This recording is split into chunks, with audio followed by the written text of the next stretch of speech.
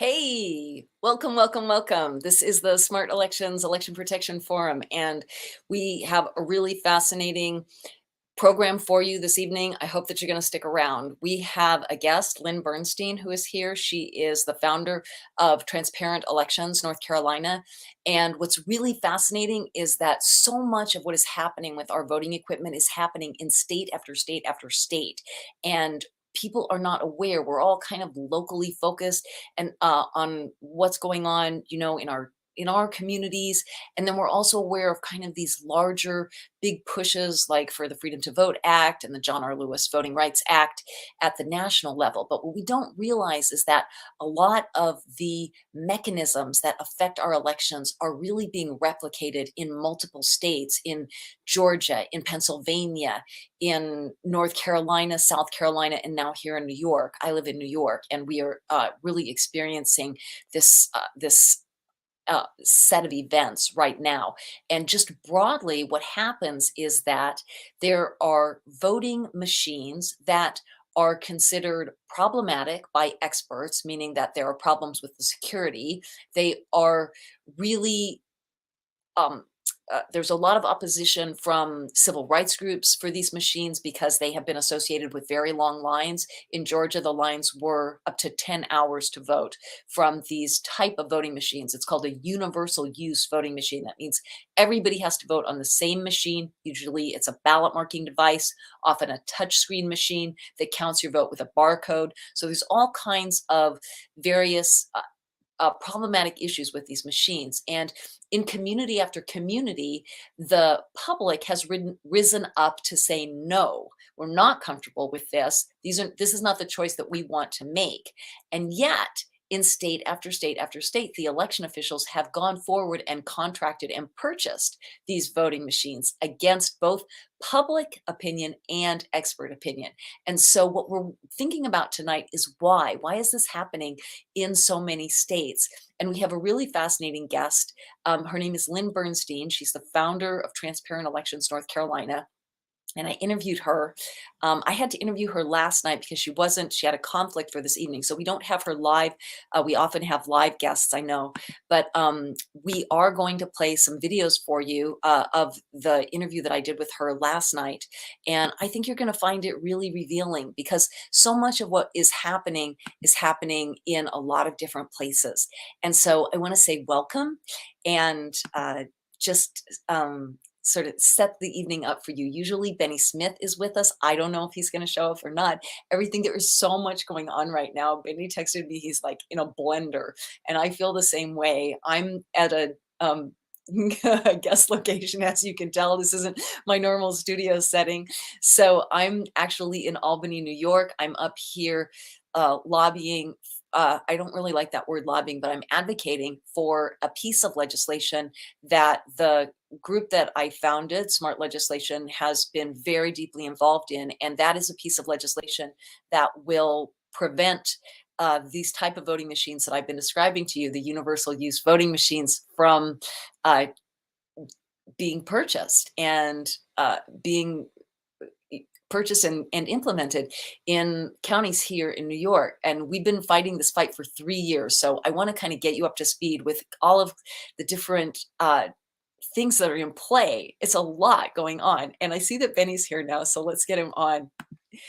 Yo, I'm yo. here. I'm here. I'm here. I'm here. Hey, you made it. Hi. Yeah, there's so much traffic in Memphis, and we got a little rain, so it's It's tough. crazy. I know Yeah. you told me you're in the blender. Do you want to catch us up a little bit up to speed? I was just sort of laying it out for people what's going on in terms of these voting machines, how we have our guest, Lynn Bernstein, tonight, who is a really powerful advocate in North Carolina, and She just is. talking briefly about how this is happening in state after state, where these machines that really are not supported by the public or experts do wind up getting purchased. And I know you guys are on the front lines there in Memphis, Tennessee, and you're finding the machines also. So how do you want to do this? Do you want me to sort of I think what would be fun is let me play a little bit of the interview with Lynn. Mhm. It's on tape because she wasn't available. And then I think you and I can, sort to talk about kind of the issues that she's bringing up, because I know Yes. you have a lot to weigh in, because we're all on the front lines in this battle. It's happening all over the country right now Right. as we speak. Yep. Let's do Yeah. it. Okay, and I know you know Lynn also, you're I tied with do. Lynn. Aren't you guys both on, the Board board of for Audit USA. Yes. right, Benny and Lynn are both on the board of directors for Audit USA, which is another, advocacy group that's doing really great work for, to help improve our elections, and they're focusing specifically on getting ballot images available to the public. That's where John really tends to focus, John Brakey, who runs that organization.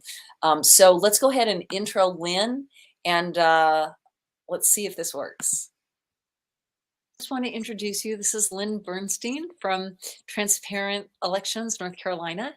And she's got a fascinating background in aerospace engineering, and then really got interested in elections and has done a tremendous amount in North Carolina and has become a powerhouse advocate there for fair, secure, accurate, accessible, publicly verifiable elections. So we're really excited to have you here to, kind of just give us the lowdown about what you've been going through, and especially because we're in New York. I'm in New York. Benny's in Memphis, obviously, Tennessee, but all of us have experienced a lot of what seems to be corruption or sort of somehow relationships with various officials that have managed to push through voting machines that the public was actually really frustrated about. Mhm. And I know that you were really an intimate part of what happened in North Carolina. So we really especially want to hear about that also.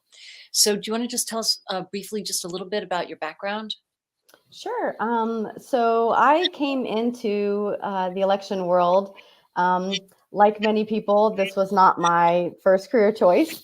It was after the 2016 election, and there was some skepticism about whether or not, among some of the Democrats that I was hanging around, whether or not Trump really won. And they knew that I had done testing and integration, and their big concern was that the machines weren't tested properly. And I said, you know what, I'll take a couple of weeks and I'll look through all the documents. And I looked through all the documents and realized that these really weren't tested as well as they needed to be. And so I decided to switch my focus in life. And I've been doing this for about 6 years, just exploring the machines, exploring processes and procedures. I'm kind of a process procedure kind of person. And so, that part really interested me. And so I'm really just trying to make the process better. I'm doing something that a lot of has been frowned upon, I guess, by some people, and that is I am reaching out to people who don't think that Trump won. And I'm trying to get them to see that looking back isn't really the solution, that we need to look forward together and work on learning about the process, learning about the machines, learning about everything, and then trying to improve that and try to work with elections officials to improve that moving forward. And so I've actually sort of converted a lot of the group leaders here in North Carolina who now come with me. Well, were coming with me to the Board of Elections meetings and learning about the process, and then teaching, 30, 40, 50 other people about that process. And so I'm really proud of the work we've been doing at Transparent Elections. That's really fascinating because we're really trying to reach a broad political uh, across a broad political spectrum also. And so I think it's really cool and interesting that you're doing that and that you're doing that successfully. I'm on the road, just I'm staying in Albany, in New York, trying to get this legislation through that we've been talking about today. So that's why I'm in this sort of weird bedroom setting, not where I usually am. And the lighting is really freaky. So just to, explain what's going on there. I really would like to focus just for the beginning about what happened in North Carolina with the voting machine battle, because it was quite a fight in terms of the voting machines there. Can you lay it out for us what you had been voting on, what the options were, and how it wound up? Yeah, I mean, I can tell you that the previous election director that was here before the current one that we have, she had heard about Reality Winner and was actually pretty close to banning all barcode ballots in the state. And within a very short amount of time after that, that wasn't really widely known, but I had been working with the League of Women Voters, and we had been having meetings with the director. And they were ready to, they were very concerned about these express votes and about these barcode machines.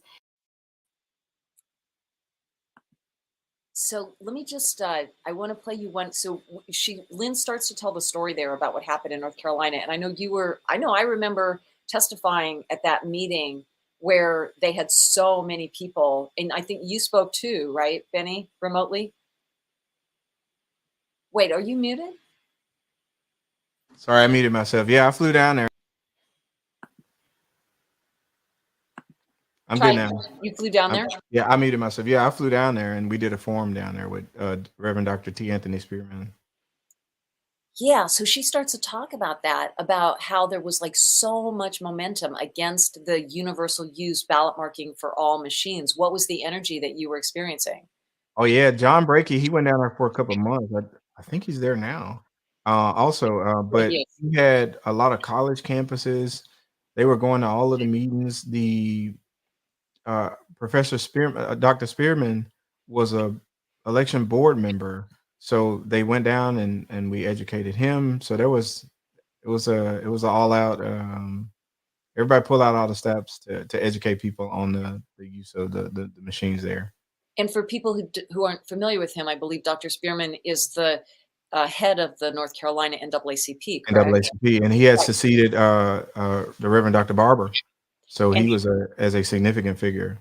And he came out very strongly against the universal use ballot marking device machines, correct? Yep, yep. He was famous. He said I can read a little Greek, I can read a little Hebrew, but I can't read barcode. Okay, I love Yeah, that. he So that's was actually a really good transition for the next clip. So one of the things that Lynn started to talk about is she has this really great imagery for how she explains to people that barcode system is not really a great system for counting votes. This is really fun. Never heard anybody explain barcodes the way that you explain barcodes. Will you just say that again? Sure. Yeah. So, And when I say barcodes, I mean using barcodes to count your vote. Explain it. yeah. So, when you think about it, you go in and a person who's using this ballot marking device would go in and they would make their selections in English, and then your ballot summary card gets printed out. But there are barcodes at the top, and if you could imagine that was maybe say printed in Chinese, so that your vote now is translated to Chinese, and that's at the top, and then the English version is at the bottom, and that's what you're supposed to verify. But when you put that ballot summary card into the scanner, it's only reading the Chinese at the top. And actually, that would be better than what we have, than the actual barcode machines, because I could take Google Translate and see that my vote says who I voted for. And the barcodes are actually even worse than that because there's no translation for them. So if you think about it, you're voting, and then this machine is translating your vote to something that nobody really can read. Why? It makes no sense to me from an engineering standpoint. It doesn't solve any problem. Well, the thing that was remarkable too, I took this class with Duncan Buell, who's a security expert from South Carolina, and he said that those barcodes, I thought they were proprietary barcodes from something that I had learned at a DEF CON conference. But what Duncan Buell said was that they're actually just like commercial barcodes. So like if you read it, it might actually say like a can of oil, or it might translate as like a jug of detergent, and then they just program it for, candidates or whatever. But it's a standard commercial barcode that you would have no way of knowing what candidate they've programmed it for. What about that, Benny? Do you know what those barcodes, like what their origin, or are they proprietary? Are they used in commercial sales? So it's both. I built barcodes. I worked in manufacturing. ABB, the robot arms that assemble the cars, I worked at that company. They do about $24 billion in sales in the US. And I built a program to take the bill of materials and put them as barcodes so we can scan them in the system quicker. It's for tracking inventory. And there are barcodes that are proprietary. You can buy barcodes. You can go to it's like a barcode site where you can download your own version of barcodes because you don't want people to be able to see what's underneath the barcode. But I would just equate barcodes to what everybody sees in a grocery store. So a gallon of milk made by Turner looks exactly the same everywhere, and the barcode is exactly the same everywhere. However, the system that's interpreting if it's a sale or if it's in a different region, that's at the register. So a lot of the information that's being interpreted is based on where you are, and that is incredibly dangerous because if you just imagine that a carton of milk is $6 in California, and that same carton of milk is $2 in Memphis, it's the exact same barcode. So a barcode can have multiple meanings. You can launch a missile from China using a barcode. There's a lot of things that you can do because it's an embedded set of instructions for a receiving computer. So And what it's you're just saying is that that barcode could be programmed on one reader to be a vote for Benny Smith, it and yet absolutely is. another reader could read that same barcode as a vote for, Donald Trump. It Yes, could if you read have a set of the same instructions to barcode. tell it to do something after it is read, you can entirely you can launch a missile if you wanted to. Yeah, you could do a lot of things. Right, you can tell it what you want it to do, which is not the same as a hand-marked paper ballot or even a paper ballot that is printed out by a ballot marking device for a voter with disability that is printed with the dots and they can see those dots, what candidate's name they're what they're next to, and anybody else looking at that ballot afterwards, like to audit it, is going to see the same dot next to the same name. It's not going to be, up for interpretation. Yep. Matter of fact, I got another segment for Benny's brain. I'm gonna resurrect a barcode application that I built to just let everybody see if they can read barcode. It's not gonna happen. And think about it. Like in Shelby County, we have more than 60 races. Are you gonna really look at 60 barcodes? You mean to see if they're being programmed Yeah, you correctly? can't. What are you gonna do? Like the barcode's like looking at my shirt, right? That's all you're gonna see, right? We have Right. 60 races on the ballot. And basically what Lynn is talking about is all of those barcodes will be stacked at the top.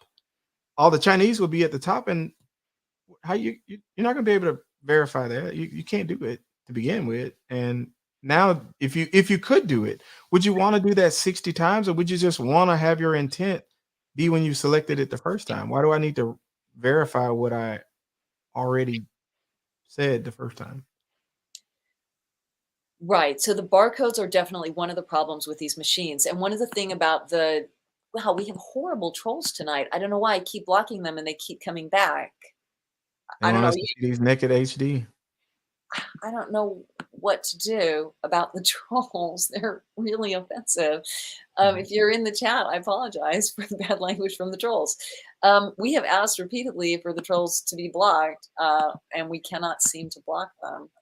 Um, I'm not quite sure what to do about it. So we're just going to push through and not let them stop us. They're, That's oh my right. I'm looking at your blue brick wall now. So God, the people glad like, you said where you were. I was like, Lulu, you've they're changed just around. saying, oh my God, make Now her you be did aware. that. What- You clicked on a comment, so it put it on the screen. Um, that was a mistake. I'm not going to be able to concentrate if all I have to do is block the trolls. I can't just I've blocked them to the best of my ability and they continue Yeah. to proliferate. Well, Sort we're of not a like, publisher, so we're okay. um, it's aggravating. So, so this is one issue is the barcodes. And what's interesting is that there is a lot of opposition to these voting machines in state after state, and yet the voting machines that are using the barcodes or that are trying to make everybody vote on the ballot marking device, taking away the hand marked paper ballot options, using touch screens, which we know have problems sometimes going out of calibration, they still are getting purchased. So I'm going to bring up another clip from Lynn where we really started to talk about kind of the conflicts of interest behind the scenes that we think are really contributing to this. And one of the things that Lynn talked about was that there was sort of like this revolving door between the Need to hear. election officials and the people who are actually working for some of the voting machine vendors like ESNS. And she said that that's something that they've become very concerned about. So this is more of my conversation with Lynn about kind of the parallels between North Carolina and New York. Very concerned about these express votes and about these barcode machines. And very quickly, the governor came in and removed her and appointed somebody else, who is our current election director. And so the new chair was placed. We have a 3-2 Democrat Republican board. We've got 2 Republicans that are appointed by the party, and 2 Democrats are appointed by the party, and then the chair is appointed by the governor. And the governor went ahead and put this chair into place. And within a week, those machines were certified. And that was surprising because we had so much public outcry against these machines. We had 30 something people go and give public comment. Some people flew in from out of state, some experts to come in to give public comment. And I remember sitting next to Marilyn Marks, and she turned to me and she said, there's no way they're going to approve these after that. And sure enough, our Democratic chair voted with the 2 Republicans to certify those machines. And I think what's even worse is that one of the Democrats, she tried her best to at least put a motion forward to say, fine, we certified these machines, but will we give people the option to fill out a hand-marked paper ballot if they go and vote in person? And that failed because the Democrat, the chair, voted against it as well. It's so similar to what's happening here. And just to, I think, make sure that people understand. So here in New York, the machine that is in the process of being approved is the Express Vote XL. And there in North Carolina, the ballot marking device that you were fighting against was the Express Vote. So these are basically kind of like 2 versions of a very similar machine. But both of the machines have the same design flaw that security experts have found, where the ballot goes back under the print head after the voter has cast it. And then they're also both designed to be what we call universal use, where everybody votes on the ballot marking device, whether they want to or not, which is what you're talking about. They didn't even offer voters a hand marked paper ballot option, correct? Right. The only way you can get a hand-marked paper ballot is if you vote absentee. Right. And so that's what we are trying to avoid here in New York. We've been fighting it for 3 years. Last year, the Express Vote XL tried to get certified and we were able to fight it off, but really just because of like 2 small issues that the State Board of Elections came up with. These weren't very challenging issues. They've solved them, and now they're coming back for certification. And we think it's quite likely that they will be certified here in New York. And what we've done is to put forward legislation that would mandate that in every polling location, you have to have the option for hand-marked paper ballot and a ballot marking device. We work a lot with voters with disabilities, and we really want to make sure that voters who need a ballot marking device can use that efficiently, get to it easily, and that it's also accessible, private, independent, and secure. Those are, all aspects that are really important for a ballot marking device. But the legislation is specifically written so that you cannot have what we call universal use or all-in-ones where there is no paper ballot option. So that's the legislation that we put forward, that we've tried for 3 years to get passed. Never heard anybody explain. So I think what we're really looking at is what is happening behind the scenes. So, and also I think I really want to make the point that this is not a Democrat or Republican issue. Like Lynn talked there about how the Democrat commissioner in North Carolina was the deciding vote to adopt the machines. And you were there and you saw how much opposition. And she said Marilyn Marks was like, no way they'll get it, but they did. And what do you think that was about? Yes, politics. I was outvoted. There were 2 Democratic commissioners when I brought you and the same experts to Memphis, and my Democratic commissioner voted with the Republicans to purchase ballot marking devices. For all. And I want to just keep reiterating this because we are not opposed to ballot marking devices. Right. We are working with voters with disabilities and the disability rights community, and ballot marking devices are essential for many people to vote. But when you make everybody vote on the ballot marking device, then everybody does wait longer, for one thing, because everybody has to move through that, um, that roadblock. Basically, it becomes an issue. It's sort of like, just because some people need to take an elevator doesn't mean everyone needs to take the elevator. Some people can still take the stairs. It's probably COVID really changed the game, and they still kept with the same narrative. It was really painful to watch how people could still think that touching a screen is healthy in a pandemic.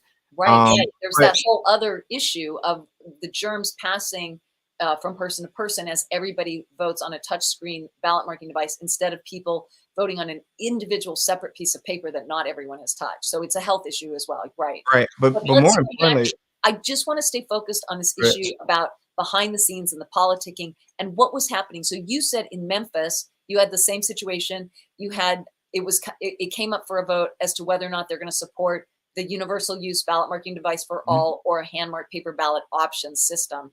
And what mhm. happened with the politics? There were many articles written about it. There was allegations of lobbying or ties to lobbyists. The ties were being directed at ES&S. ES&S is not a favored vendor, was not a favored vendor among the the Board of County Commissioners, which is the body that pays for the equipment.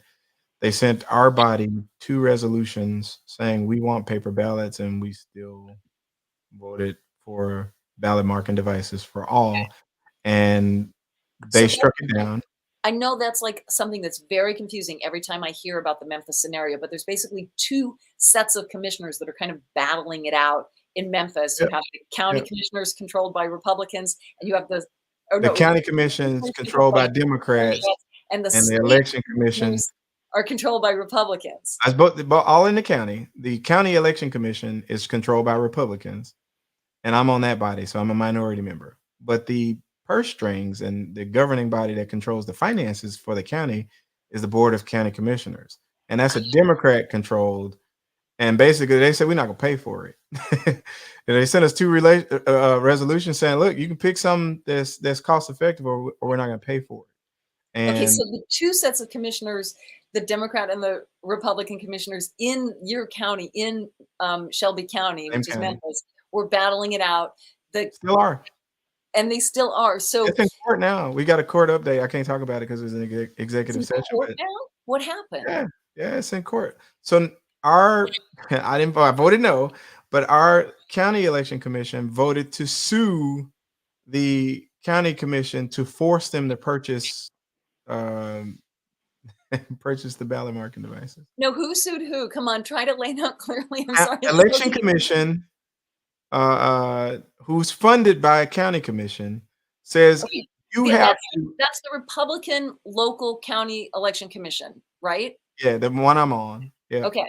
We And sued the bigger county commission, who also pays our budget, when we told them we're going to sue you, which means if we win or lose, the county still has to pay for it because we don't have any money. We're going to okay, sue them to force them to let us spend their money. wait, You can't make it up. wait. They sued the people who are paying the bills, so no matter what, the people paying the bills pay for the lawsuit. Yeah, It's like suing your dad when you're 16. yeah, that's right. That's perfect. Just imagine for the young people, I send you a text message, happy birthday, and find out that you blocked me on the phone I pay for. If I was petty, I cut you off. Okay, Uh, so the Republican local commissioners, which and you're on that commission, sued we- the Democratic financial purse strings commissioners to yeah, say we want to use the universal use ballot marking device systems that and you you have are to pay for refusing it, to pay for. and you have to And pay then for what it. happened? Yeah, it's still in the courts. I said it's working its way up to the Tennessee Supreme Court. It's going to be in the Um, Tennessee Supreme Court. I don't think they'll hear it, but potentially. Okay, so I'll tell you where we're at here in New York. So here in New York, we've seen all of these things going on. So we watched how in Pennsylvania, in Philadelphia, they actually got caught in a corrupt situation. Oh yeah. Yeah, no, this is Mm. well documented. ES&S made donations that were undisclosed to the commissioners who were making the decisions for the voting machines in Philadelphia. And then they Oh yeah, yeah, voted, I know about that one. Yeah, and that's then not. they voted for the Express Vote XL. They were caught, they were fined $2.9 million. Really, yeah. However, they paid the fine. They still got the I $29 got million contract. So really it was just like a 10% slap on the wrist to them, yeah. just a little, We'll like a give you a discount. Yeah. like a finder's fee We'll to we'll get that we'll 29 get million. all that back in service charges. And then even though they've had a lot of problems with those voting machines, there were 27 pages of complaints from voters with disabilities when the machines were tested. And they actually, there's a really great article in Reuters about how many problems they had. And I think I actually talk about this some in the interview with Lynn, so I won't go into the details. But they are, and there's litigation going forward now. Free Speech for People and the National Election Defense Coalition are suing to try to stop the machines from being used because the procurement process was so corrupt. But nevertheless, they are still voting on Express Vote XL voting machines. And we saw the same thing in these other states. So here in New York, we saw this happening and we were trying to be proactive. We got this legislation written. I was co-author on the legislation. It's very, very carefully drafted legislation. We worked with national experts, Doug Jones at the University of Iowa and Philip Stark at the University of California, Berkeley, to craft this very careful legislation to really just raise the bar about what voting machines we're voting on and make sure that they are as secure and accurate as possible, not using barcodes and allowing people the options that they need to be comfortable voting. And yet, even though the New York is a completely Democratic run state, Democratic Senate, Democratic Assembly, Democratic governor, we have not been able to get this bill through for 3 years. And now ES&S hired this lobbyist named Davidoff, and they put out a packet of complete lies, a 25-page packet of lies. And we are also concerned that there's some relationships happening behind the scenes. There is a staff member at the lobbying firm. He's not a lobbyist per se, but he is also he's the head of the Manhattan County Democratic Party. So you're laughing, Benny. Messy. Hey, look, I'm gonna show you some on my screen. I don't know if I can get it to pop up. The article, I can't find the article though. The article I can pull it up because I'm on a different computer. But it was a fight over nepotism. Like it says, "Welcome to the machine." The fight over nepotism, and as part of what's happening in Memphis. Yeah. Okay, so I'm going to put this link into the chat, and I'm going to pull this article up because basically, when this gentleman got this position at the lobbying firm, there was some controversy about it. And I think it's important just to look at what people said so that we can understand kind of what's happening. Critics say party head joining lobbying firm worst of Albany culture. And there's actually a law in New York that prohibits political party chairmen from lobbying on legislation. But apparently, technically, this gentleman, Keith Wright, is not a party chairman. He's just the leader. He's the party leader of the Democratic County and in Manhattan. And so technically, he's standing not behind the chair. He's technically not violating the law as far as we can tell. My lawyer said that it's maybe inappropriate, but technically not illegal. But when you see, and I want to lay this out for people because it took me a while to process it. Why would this be a problem? But if he's influential, a person in a position of power in the Democratic Party, and he's also part of a lobbying firm, and there's legislation that firm is trying to influence, these legislators that are being lobbied by his firm, many of them are Democrats in Manhattan, which is where he is the head of the party. So he might be able to influence what happens in their election. Does somebody come, run do they get primary? Does somebody run against them? Do they get funding? right? So It's more of all a question of ethics, right? It's right. not So illegal, but it's unethical. or is it? I think our lawyer said to use the term maybe God, I can't even remember what Arthur said. He said not necessarily illegal, but inappropriate. Um, Yeah, it's unethical. so in some of the quotes this when this head of the and you can see here he is the Manhattan Democratic Party leader. Are you seeing that? I'm highlighting Yeah. that, Mhm. and I'm trying to make it a little bit bigger so you can see that. Now, is that showing up big? Yeah, I can see it. I Okay, can see you can yeah, see it. it's Okay. bigger. So if you see what some of the good government groups said at this time, they said, so the lobbying firm said it is legal. So they wanted to clarify that it is illegal, but good government groups are not so sure.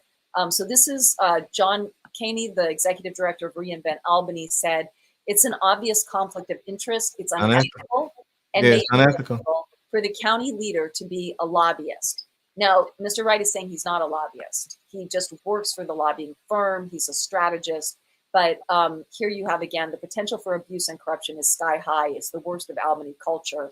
Um, Yeah, Citizens Union Executive Director Dick Dady said the arrangement should be taken seriously and addressed.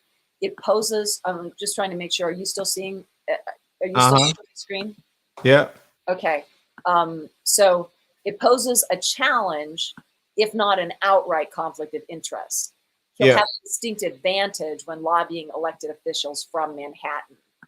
Yeah. So, I'm an election commissioner. I'm gonna give some praises to a guy who works for ES&S. His name is Brandon Clifton. He came on as a new senior vice president of ES&S. He was in Indiana, I think, and he came to Shelby County and he wanted to visit with the leadership of the election commissions because he wanted to put a face with a name and talk about concerns that we might have with ES&S or their product suite.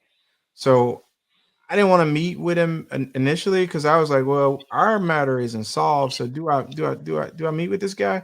And the chairman of the election commission said, yes, as long as we don't meet together, it's not illegal, right? It's not As there's long no as we don't meet violation. together, like as a commission, as long as we Yeah, meet. because the two of us together on an election related matter should be the public should be allowed to attend. It's a violation of sunshine.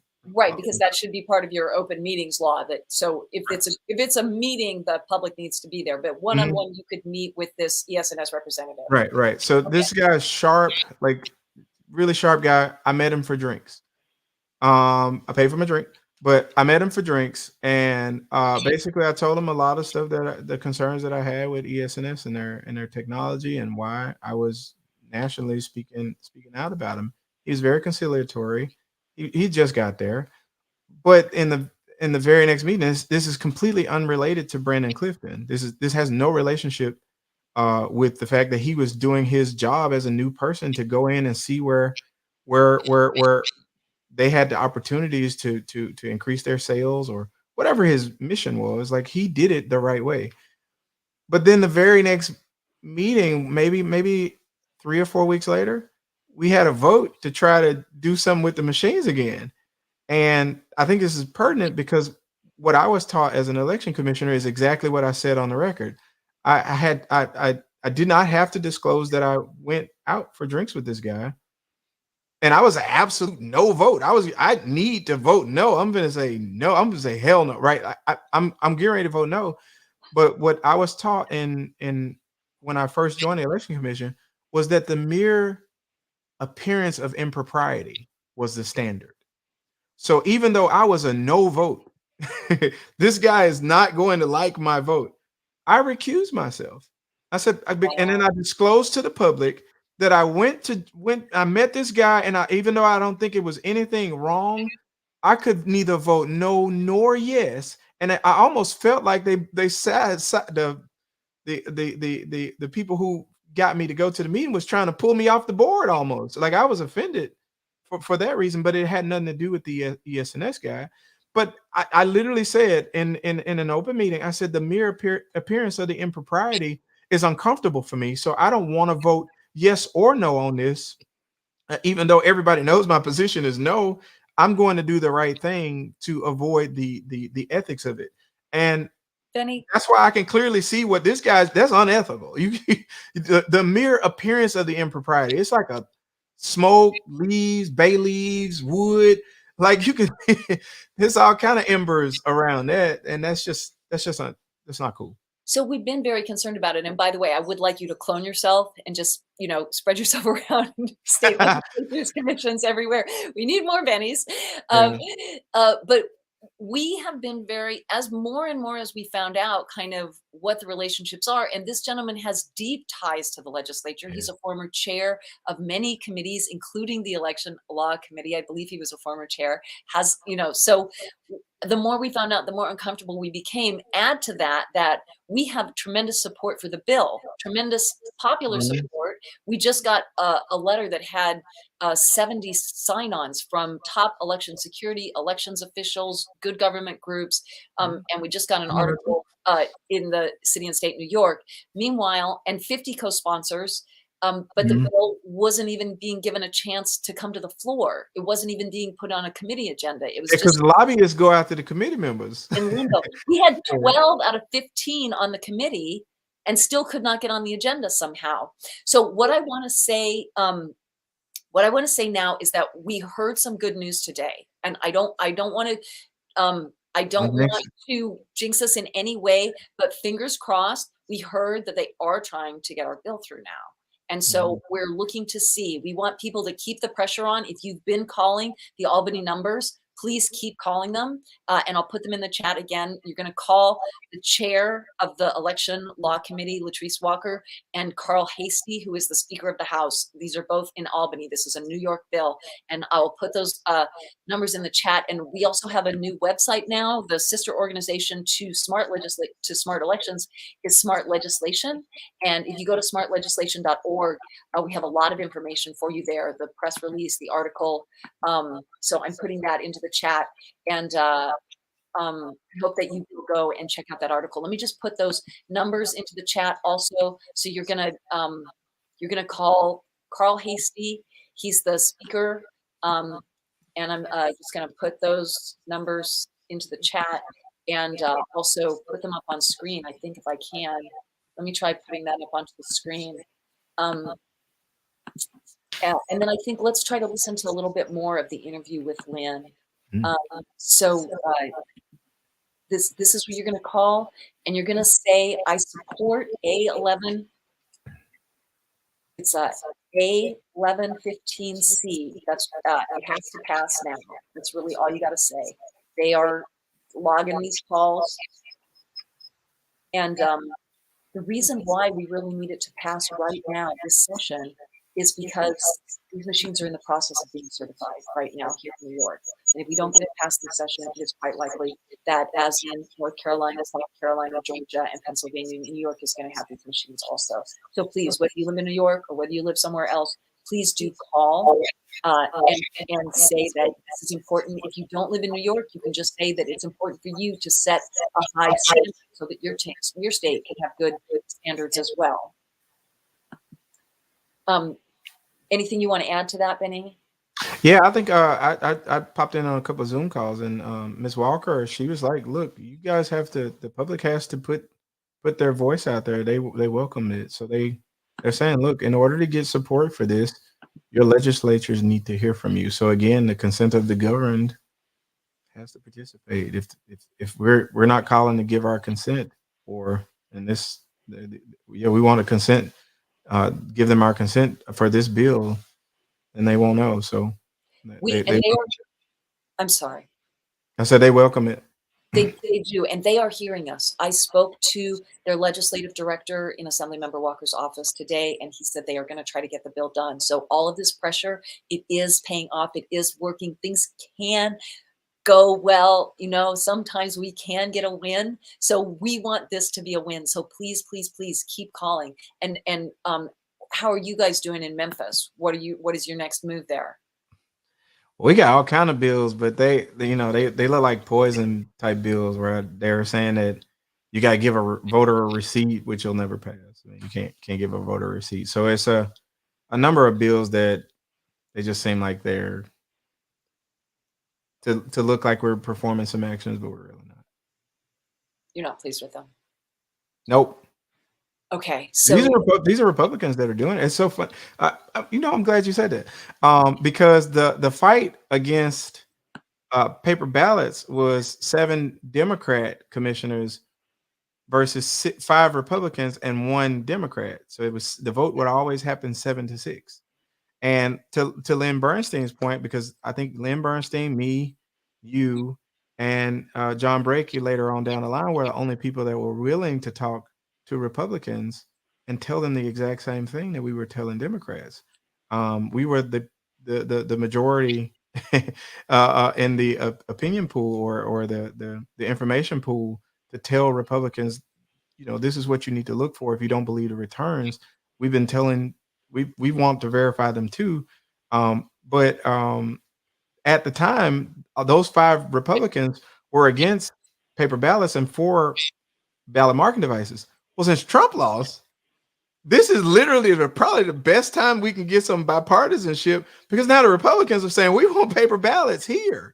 And it's not happening that way at the state level, but locally in Shelby County, they are doing what their party is saying, which is paper ballots. And it is very interesting to watch the cringing that has to go on when you are now online with a national. We just got it slower here, but you actually have Republican legislatures. And now the chairman of the Democratic County Commission is trying to get a compromise to pass to get ballot marking devices. And this is like, what? Like, you sent us 2 resolutions, right?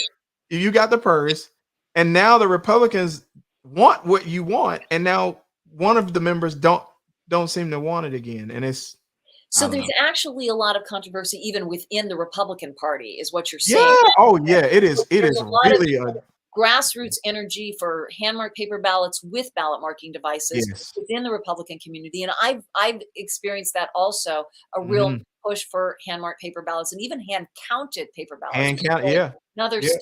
But Yeah. what you're saying is that there is a conflict there, and there are Republicans who are still pushing for these ballot marking device for all Yeah. systems. Yeah. Okay, so I want to just play some more of my interview with Lynn, Mhm. because I just really we had a great time. I wish that we could play the whole thing. We talked for almost Yeah. an Lynn is hour, awesome. but let me just play you at least one more clip of Lynn and I kind of talking about the different the different states and why all of this is going on. Why do we see this scenario in state after state?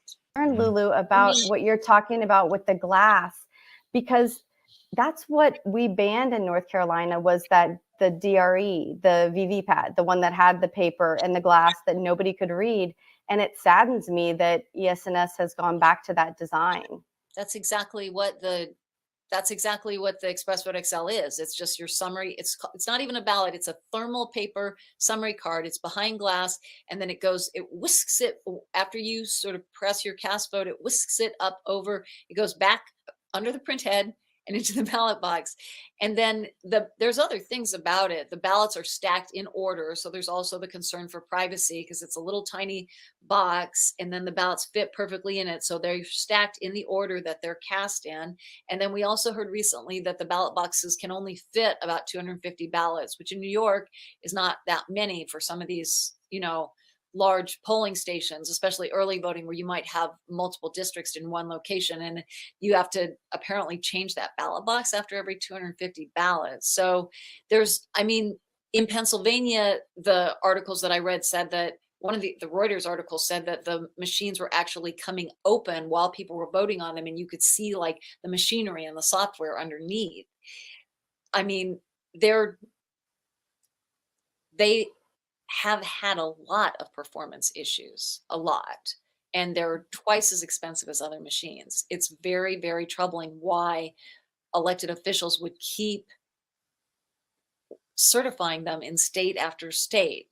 because we saw this not just in North Carolina, now we're seeing it in New York, we saw it in Pennsylvania, we saw it in Georgia, where they fought very hard for hand-marked paper ballots, and they got some of the most expensive and problematic ballot marking devices, you know, in operation. We saw it in South Carolina. I don't know if you remember talking to Duncan Buell, but they thought that they were going to have a commission with, you know, and evaluate the machines. And next thing they knew, they had these touchscreen voting machines. Wow. Yeah, it's sort of something that I can't really understand, that on one hand, elections officials say that, they really need the public to be confident in the outcome of the election. Yet it's pretty, I mean, it stands to reason that people, they don't trust what they don't understand. And these machines are so complex that honestly, as an aerospace engineer, I barely understand them. And they're black boxes. And so, having a method that people can feel, that they can touch, that they can, verify as they go what they're voting for, that builds confidence in and of itself. Because when you go up to a machine, and I had this experience in California with the paperless DRE, the first time I voted on it, I put in my selections and I pushed vote, and I started looking around trying to figure out where my ballot was. And the poll worker came up to me and said, "Oh, you've already voted." And I walked out of the precinct thinking, well, did I? And one of the things that Lynn said is that there's like this revolving door between ES&S officials and their election officials, where the ES&S officials are getting jobs as election officials, the ES&S, former employees. Are you experiencing that? I'm kind of on the fence about it after it happened to me. What do you mean after it happened to you? So this is what happened to me. I get up in this meeting and I say, the mere appearance of impropriety. I'm meeting with this ES&S guy, Brandon Clifton. I think he's a great guy. I think he certainly projected himself as a man of integrity. I was impressed by him. No stain on this guy.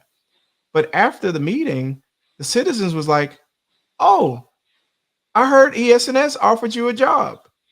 And I was like, "Where? What?" I said, "A drink. Like, where does drinking job go?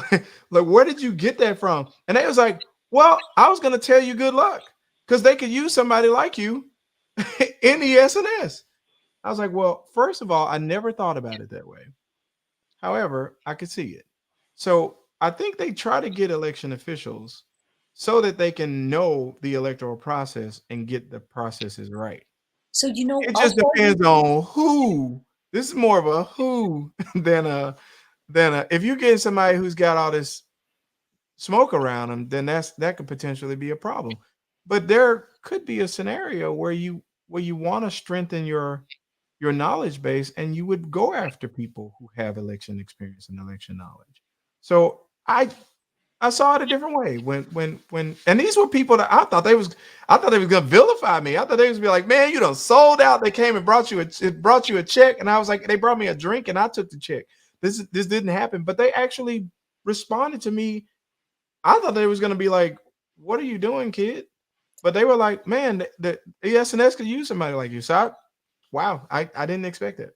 I hear you, and I think I'm more comfortable with that flow of traffic with election officials moving into, say, a vendor position and hopefully informing the vendors more about what needs to happen than I am with the traffic coming back the other Back, way, yeah, where yeah. the vendors are becoming election officials, which is Yeah, apparently what that Lee one, yeah, because now said. you know how to work all the equipment, and you got a lot of domain knowledge that You also have a lot of connections. If you're a former voting Mhm. machine vendor employee, that particular voting machine company is probably going to have an advantage when there's an issue of what voting machines are we going to buy. So I think that becomes very problematic, that, that when the traffic comes back in that direction. And she Yeah, said that is what's happening. She actually said that she wanted an investigative journalist to come down there and track how many, people were coming into the system from vendors and things like that. And I said, Lynn, you are the investigative journalist we've Right, been right. waiting for. You're gonna, Mhm. we need you to do that. Lynn actually wanted people to do, so we have our call to action, and I'll put that up one more time. Please do call the New York Mhm. Speaker of the Assembly, Carl Hasty there, 518-455-3791.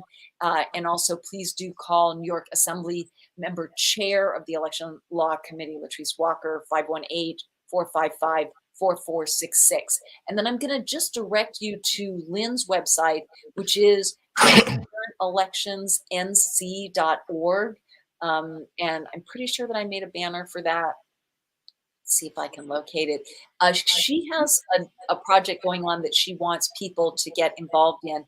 And I think it's probably too complicated for me to describe, but she said it is on the website. They're basically asking for the state of North Carolina to they're required to do a certain amount of testing, including penetration testing of these machines. And Lynn said that it is not being done in North Carolina, and her group is trying to get them to do it. Are you following this? Have you been following? Absolutely, yeah. I'm in reasonably frequent communication with Lynn.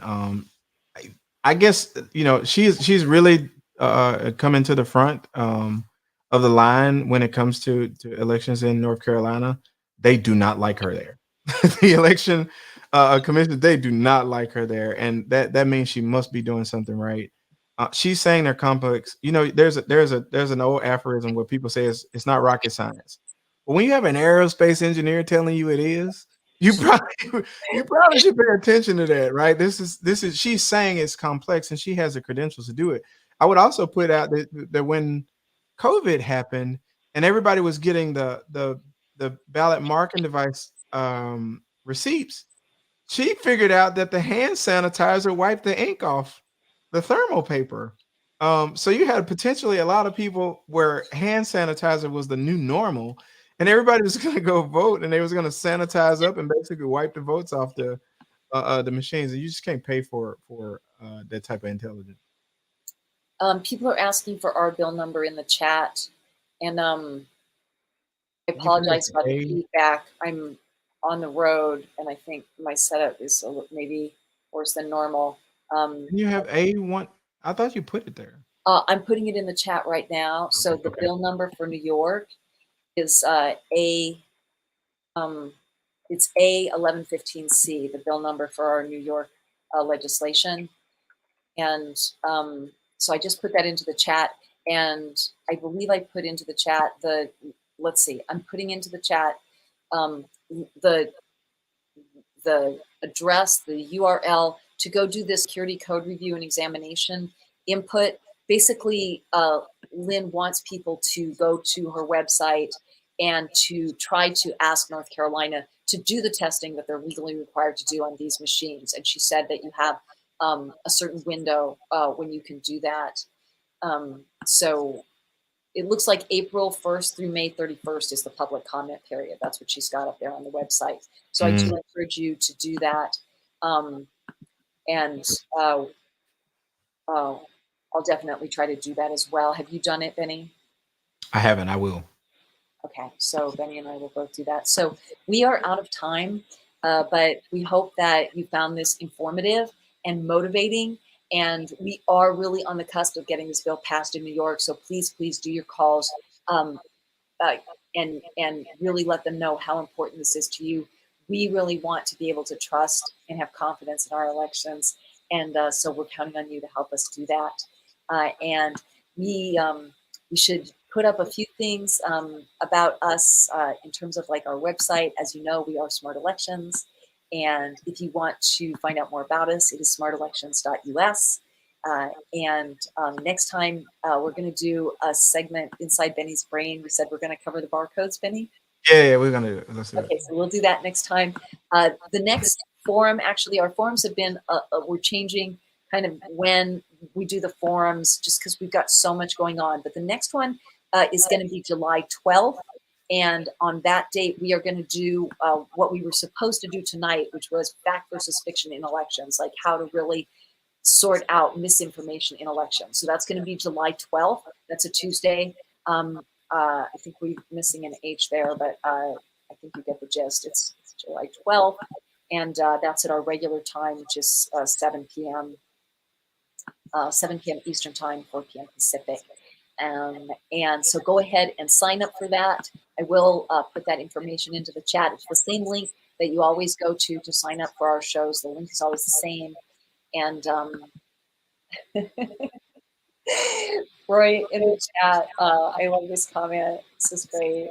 Thanks, Lulu. It's a tangled web. It is indeed, but we are slowly trying to untangle it and really build up and support our elections. We can have good elections, right? I mean, look, you got people like Benny, straight A's, working in elections. How can they not be good? Yep. They're taking me out for drinks now. I know, but you picked up the tab and you told everybody and recuse yourself. Like, how cool is that? Yeah. I love that. Shout out to Brandon Clifton. Like he seemed like a good guy. Maybe they get some changes over there. Okay, so we're wrapping up here, and be sure to sign up for that next forum. And you want to give them information about like our social media and stuff like that, Benny? Yep. You're at Lulu Fries Dad. Fries meets data without the A. I'm at Benny J. I'm at Benny J. Smith on Twitter. And what we have is it at Smart Elections for At Twitter? _elections. Smart _ elections. Y'all do something about Twitter. They persecuting us on Twitter. Did we talk about that? We do think that we're being shadow banned. Not surprising. Yeah, absolutely. If you want to reach out to Twitter, let them know that we are a totally trustworthy, evidence-based. We putting facts out here. These are all facts. We're on Facebook. We're on Instagram. We are actually on TikTok, and obviously on YouTube. Please do subscribe to the YouTube channel. And you can watch our previous forums. How, Benny? The links are down below. Yeah, we put all that information underneath the forum each time, so you can find the links if you want to watch previous shows. And then we will be back with you next 2 weeks, July 12th. Is that 2 weeks? No, I think you're talking about June. Oh my God. No, July 12th. So it's actually more. So we need a little bit of a break, I think, here, because we have to get this legislation passed. Get this legislation done. I got to recover. So the next one is July 12th. So do sign up, and keep in mind, this is what democracy looks like. We'll see you soon.